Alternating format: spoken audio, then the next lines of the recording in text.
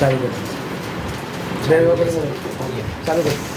सुनिएगा ध्यान से, हम लोग इलास्टिसिटी ऑफ डिमांड को क्या करें, कंटिन्यू कर रहे हैं। लास्ट क्लास हम लोग किए थे, एक बार फटाफट रिवीजन करा दें। इलास्टिसिटी ऑफ डिमांड हम लोग लास्ट क्लास किए थे। इलास्टिसिटी का मतलब सबसे पहले समझाए थे। इलास्टिसिटी का मतलब होता है एडजस्टेबल, चेंजिंग, समझ पा रहे हैं, उसे कहते हैं इलास्टिसिटी। अब इलास्टिसिटी से दो शब्द है, एक है इलास्टिक, एक है इन इलास्टिक। इलास्टिक माने जो एडजस्ट हो जाएगा, चेंज हो जाएगा, उसको कहते हैं इलास्टिक। इन इलास्टिक माने जो चेंज नहीं होगा। जैसे आप लोग, लड़का लोग अब बड़ा हो गया है, तो अभी आप लोग जो पैंट पहने वो इन इलास्टिक है, मतलब वो चेंज नहीं होगा। 32 कमर है तो 32 में ही होगा, 36 कमर है तो 36 में ही होगा। लेकिन बचपन में जो हम लोग पैंट पहनते थे वो कौन सा था, इलास्टिक, मतलब पीछे रबर देता था, ये पोर्शन पूरा रबर देता था, समझ रहे हैं। मोटा हो तो थोड़ा रबर को लमरा लो, थोड़ा पतला हो तो कोई बात नहीं, वैसे ही एडजस्ट हो जाएगा। समझे क्या बोले कि नहीं समझे? तो इलास्टिक, इन इलास्टिक, समझ पा रहे क्या बोल रहे हैं? तो इलास्टिसिटी ऑफ डिमांड क्या होता है? इलास्टिसिटी ऑफ डिमांड का मतलब होता है कि डिमांड में कितना % से चेंज हुआ, कितना परिवर्तन आया। इसका मेजरमेंट करने के लिए हम लोग क्या पढ़ाई करते हैं भाई, elasticity of demand. Elasticity of demand 3 तरीका का था, price elasticity, income elasticity, cross price elasticity.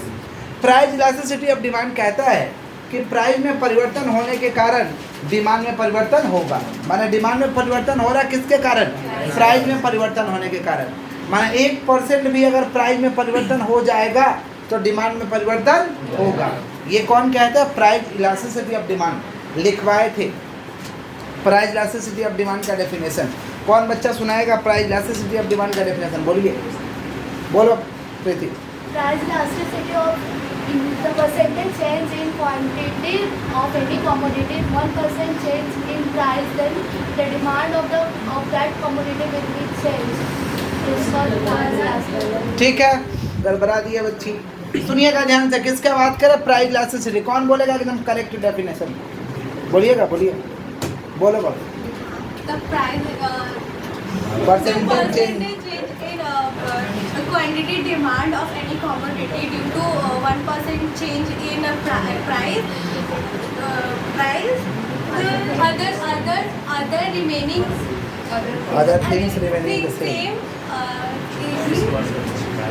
is called. सुनिए, ठीक है, कोशिश किए हैं बच्चे, सुनो ध्यान से, वेरी गुड, कोशिश किए। प्राइस इलास्टिसिटी ऑफ डिमांड का डेफिनेशन लिखवाए थे कि percentage change in quantity demand due to 1% changes in price of that commodity. समझ पा रहे हैं? Other thing remaining the same is called क्या भाई? Price elasticity of demand.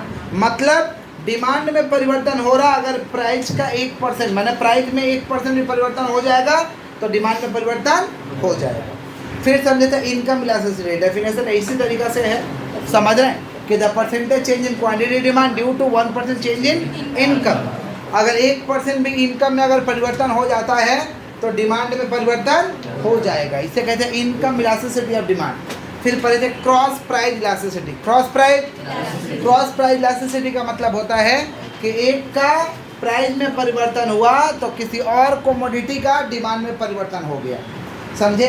इसको कहते हैं क्रॉस प्राइस इलास्टिसिटी।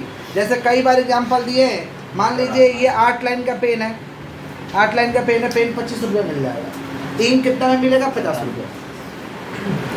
पेन कितना? 25। पेन आपको 25 रुपये में दे दिए, सबके घर में किसका पेन आ गया? अब क्या चीज़ का इंक लीजिएगा? 8 लाइन। दूसरा इंक लीजिएगा, चल पे नहीं करेगा, तो आप इंक लेने जाइए, आपसे कितना ले जाएगा? 50 रुपये। समझ पा रहे क्या बोल रहे हैं? तो इसका दाम सस्ता, एक का दाम सस्ता कर तो दूसरा का डिमांड बढ़ जाएगा। जैसे जियो शुरुआत में क्या किया था? सिम फ्री कर दिया, सबके पास किसका सिम आ गया? जियो का। रिचार्ज का डिमांड किसका बढ़ेगा? जियो का। अब जियो का सिम है तो एयरटेल का रिचार्ज तो कराइएगा नहीं, समझ रहे हैं क्या बोल रहे हैं? जियो का ही रिचार्ज कराइएगा, समझ रहे हैं क्या बोल रहे हैं? इसको हम कहते हैं क्रॉस प्राइस इलास्टिसिटी। बोलो, क्रॉस प्राइस इलास्टिसिटी। यहाँ से हम लोग का फ्रेश टॉपिक है types of cross price elasticity of demand. बोलो, क्या बोलो? कितना तरीका का है? 3। कितना तरीका का? 3। कौन कौन? Positive, negative, zero. बोलो, क्या बोलें? Positive, negative, zero. पॉजिटिव का वैल्यू कितना है? AC greater than 0। AC greater than 0। Negative का वैल्यू कितना, EC लेस देन 0, 0 का value EC equal to 0। Positive का एग्जांपल है सब्स्टिट्यूट गुड्स। कौन सा गुड्स, सब्स्टिट्यूट गुड्स का मतलब होता है गैस के बदले किरोसिन, टी शर्ट के बदले शर्ट, ट्यूबलाइट के बदले बल्ब, माने एक जैसा सब्स्टिट्यूट्स। निगेटिव माने कॉम्प्लीमेंट्री गुड्स। कौन सा, एक का प्राइस कम कर दो दूसरा पे असर हो जाएगा, माने उल्टा असर करेगा, इसको कहते हैं कॉम्प्लीमेंट्री। क्या कहते हैं हम लोग, समझ रहे हैं क्या बोल रहे हैं? जैसे अभी बताए ना, ये आपका पेन और इंक,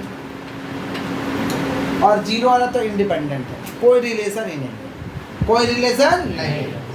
परफेक्ट सब्स्टिट्यूट कभी कभी हो जाता है, परफेक्ट सब्स्टिट्यूट इसका वैल्यू होता है EC equal to 1, EC equal to, और कभी कभी होता है परफेक्ट कॉम्प्लीमेंट, परफेक्ट इसका वैल्यू होता है EC equal to -1, EC equal to. Next है types of income elasticity of demand.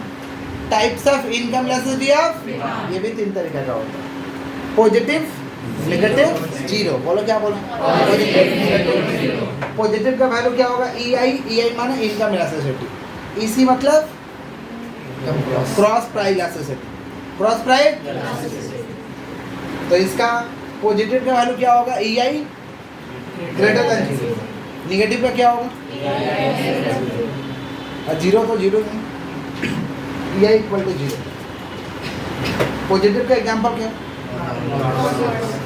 0 वाला का नेगेटिव। नॉर्मल गुड्स माने जो गुड्स आप लोग यूज करते हैं उसे कौन सा गुड्स कहते हैं? आप लोग जो गुड्स खाते हैं, दाल चावल रोटी जो भी आप लोग खाते हैं, ये कौन सा गुड्स है, नॉर्मल गुड्स। कौन सा गुड्स है, और इंफीरियर गुड्स क्या भाई, लो क्वालिटी का गुड्स है। कौन सा क्वालिटी का है, लो क्वालिटी का गुड्स है, उसे कौन सा गुड्स कहते हैं, इंफीरियर गुड्स। कौन सा गुड्स, और एक और होता है लग्जरी। क्या होता है, लग्जरी। लग्जरियस गुड्स कैसा होता है भाई, सुख सुविधा देने वाला गुड्स को कहते हैं लग्जरियस, जैसे AC, फ्रिज, कार, बढ़िया वाला आपको बेड के एकदम माने सोते ही फंस जाइएगा नीचे, हाँ माने अच्छा आरामदायक, ये सब लग्जरी। नॉर्मल बेड नहीं, नॉर्मल बेड मान लो कि तुम गेंदरा बिछा के सो गए, वो लग्जरियस नहीं। लग्जरियस माने जो होटल वगैरह में रहता है, बहुत माने आराम देने वाला। समझ पा रहे क्या बोल रहे, ऐसे गुड्स को हम कहते हैं लग्जरी। क्या कहते हैं हम लोग, सुनो ध्यान से, ये लोग को देखो, अपना बतियाने लगा, मेरा घर में गुजरा है, बतियाने लगा, देखो जब लग्जरी गुड्स वैल्यू क्या हो रहा है भाई, EI greater than 1, EI unnecessary goods. Necessary goods मैंने जो गुड्स चाहिए ही चाहिए, जैसे इंसान को पंखा बल्ब चाहिए, पंखा बल्ब चाहिए ना जी, रोटी दाल चावल चाहिए, माने इसके बिना वो नहीं रह सकता। कपड़ा हल्का फुल्का चाहिए, समझ रहे हैं, इसको हम कौन सा गुड्स कहते हैं, नेसेसरी। कौन सा, नेसेसरी का वैल्यू होता है 0, और less than EI less than 1, less than. Clear है क्या, पक्का? तो क्रॉस प्राइस इलास्टिसिटी 3 तरीका का है, इनकम इलास्टिसिटी भी 3 तरीका का है। आपको वैल्यू याद रखना है, समझ रहे हैं। बाय द वे पूछेगा तो लिखेंगे, अभी तक नहीं पूछा गया है।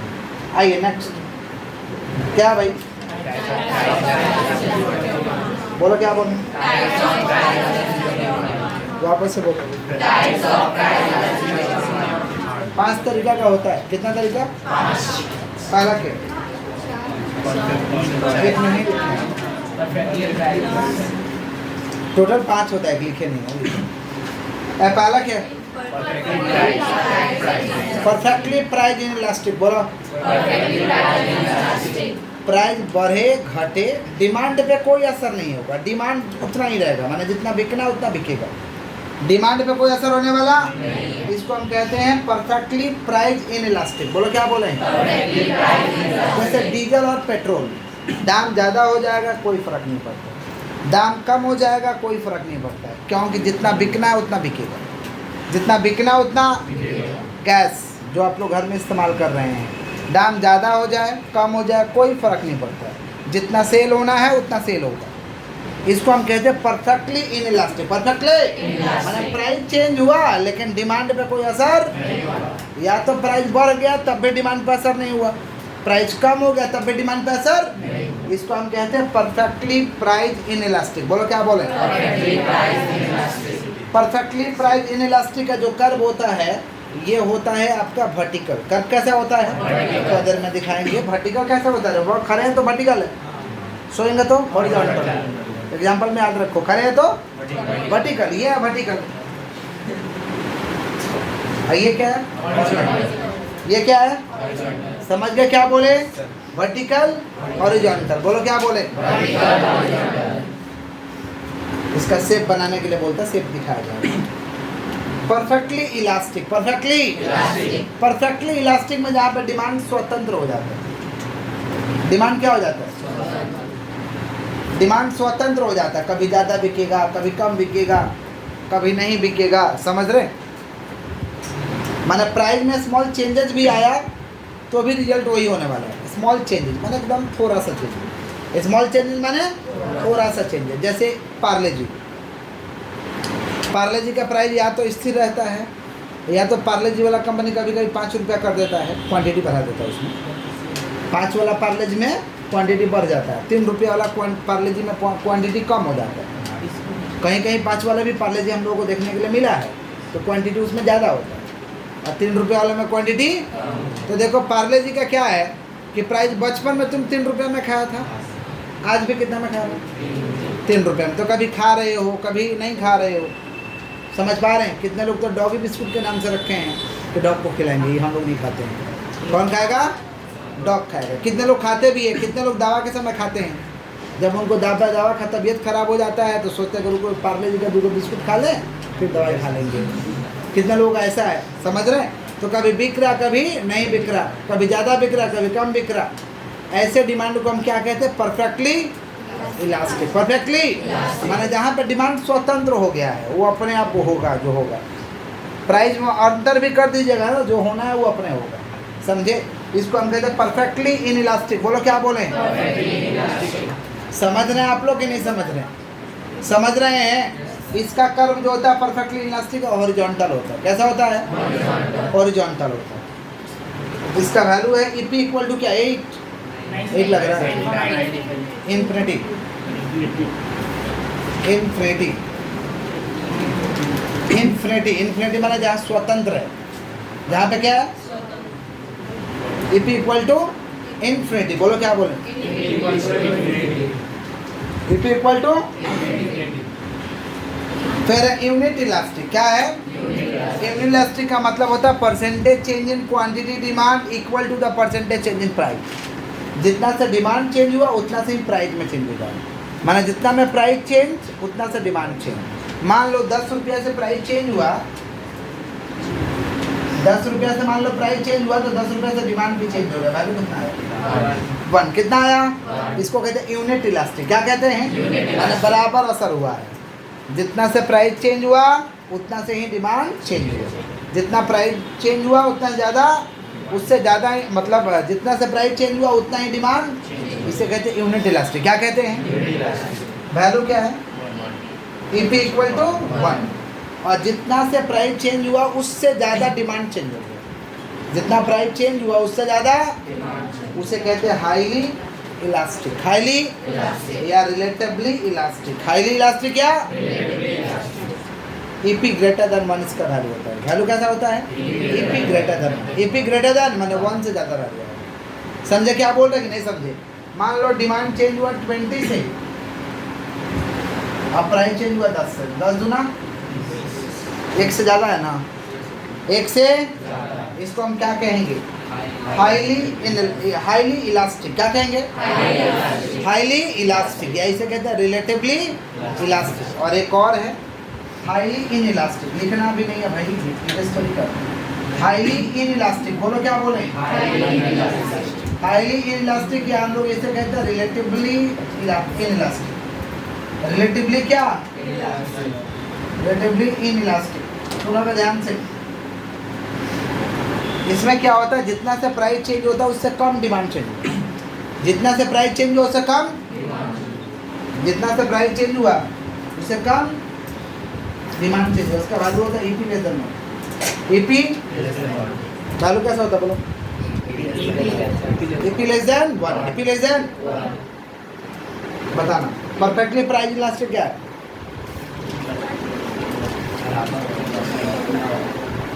प्राइस घाटे पर है, डिमांड पे कोई असर नहीं पड़ेगा। डिमांड उसी रहेगा, सेम रहेगा।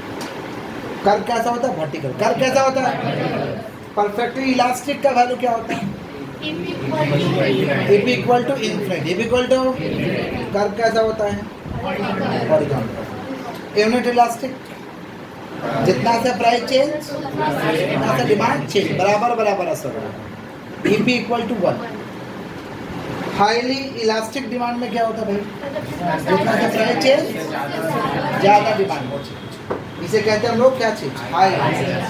और हाईली इनइलास्टिक क्या होता है? Demand change. जितना से प्राइस चेंज हो उससे कम, इसे कहते हैं हाईली इनइलास्टिक। इसको डिफाइन करना पड़ेगा, दिखा रहे हैं, लिखिए। समझ पा रहे हैं क्या बोल रहे हैं? नीचे वाला को डिफाइन करना पड़ेगा। हेडिंग दो, परफेक्टली इनइलास्टिक डिमांड।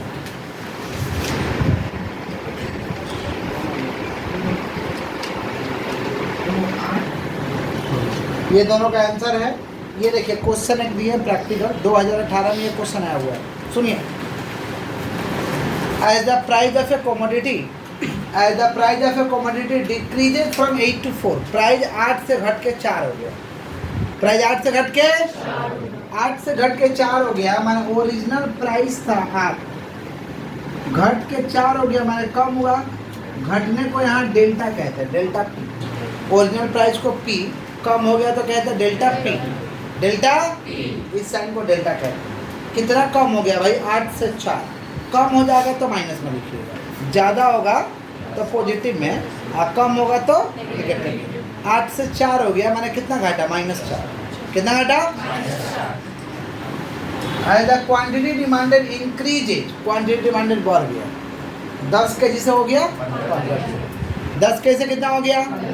मतलब डिमांड था 10, ओरिजिनल डिमांड। डी बोलिए या क्यू डी बोलिए, बात बराबर। अब डिमांड 10 से हो गया 15, माने चेंज इन डिमांड हो गया 5। तो 10 से हो गया 15, माने पॉजिटिव में कितना बढ़ा? 5। कितना बढ़ा? ज़्यादा हुआ तो प्लस में लिखेंगे, कम हुआ तो माइनस में। कौन सा? डेल्टा वाले। किसमें? अब प्राइस इलास्टिसिटी ऑफ डिमांड बोला, निकालिए। प्राइस इलास्टिसिटी ऑफ डिमांड का फार्मूला होता है, प्राइस इलास्टिसिटी ऑफ डिमांड को शॉर्ट में ईपी बोलते हैं। फार्मूला होता है delta D divide by T, P divide by delta P. ये फार्मूला है। डेल्टा डी माने चेंज इन डिमांड, डी माने ओरिजिनल डिमांड, पी माने ओरिजिनल प्राइस, और डेल्टा पी माने change in price. Delta P माने चेंज इन। अब इसका वैल्यू को भर देना है, थोड़ा हाथ को स्टॉप रखिएगा। डी कितना भैया? 10। डेल्टा डी 5, डी कितना? 10। पी कितना है? 8। डेल्टा पी -5 दूना 10, 4 दूना 8, 2 2 स्वाहा, 1/1 डिवाइड करेंगे तो -1 कैसे? ऊपर तो कुछ नहीं बचा है ना, 1 है। नीचे कुछ नहीं बचा, क्या? 1 है।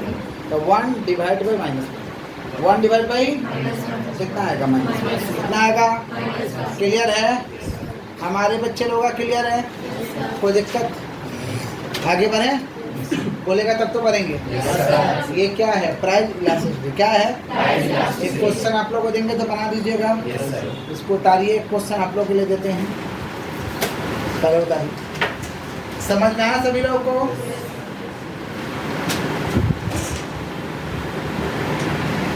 नीचे वाला क्वेश्चन बनाना है, नीचे दे दिया।